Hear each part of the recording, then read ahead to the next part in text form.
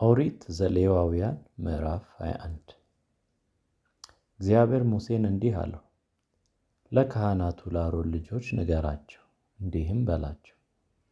ማንኛውም ሰው ከዘመዶቹ መካከል ስለ ሞተ ሰው ራሱን አያርክስ።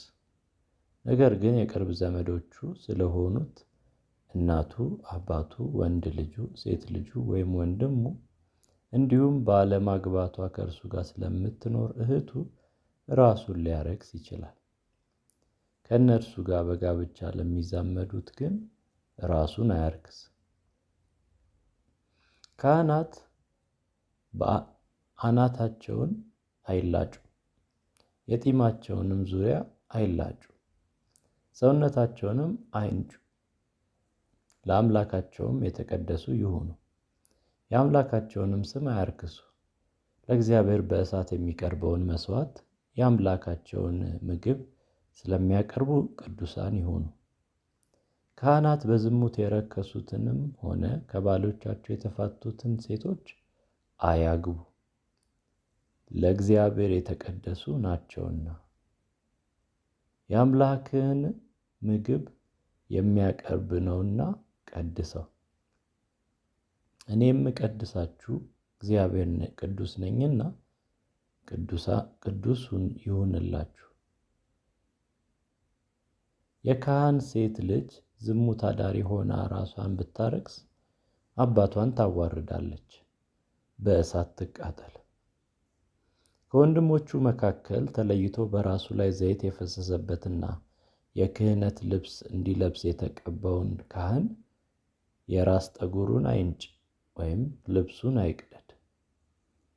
አስክሬን ወዳለበት ስፍራ አይግባ።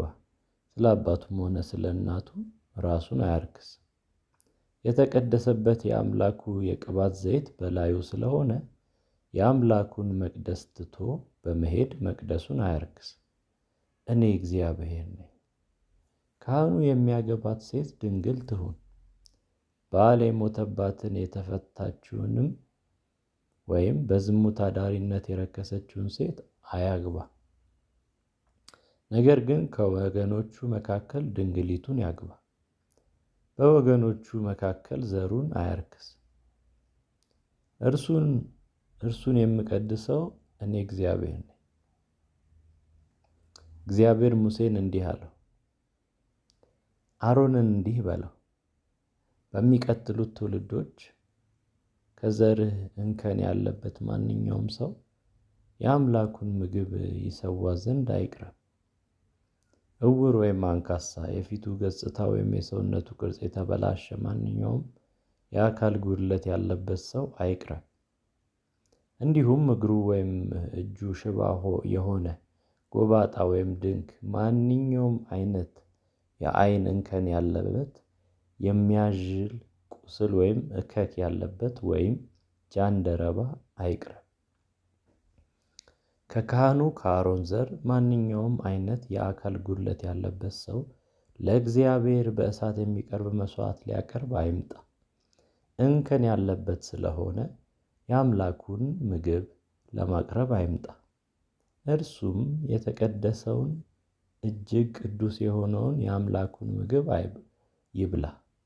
ነገር ግን እንከን ያለበት ስለሆነ መቅደሴን እንዳያረክስ ወደ መጋረጃው አይቅረብ ወይም ወደ መሠዊያው አይጠጋ። የምቀድሳቸው እኔ እግዚአብሔር ነኝ። ሙሴ ይህን ለአሮን ለልጆቹና ለእስራኤላውያን ሁሉ ነገራቸው።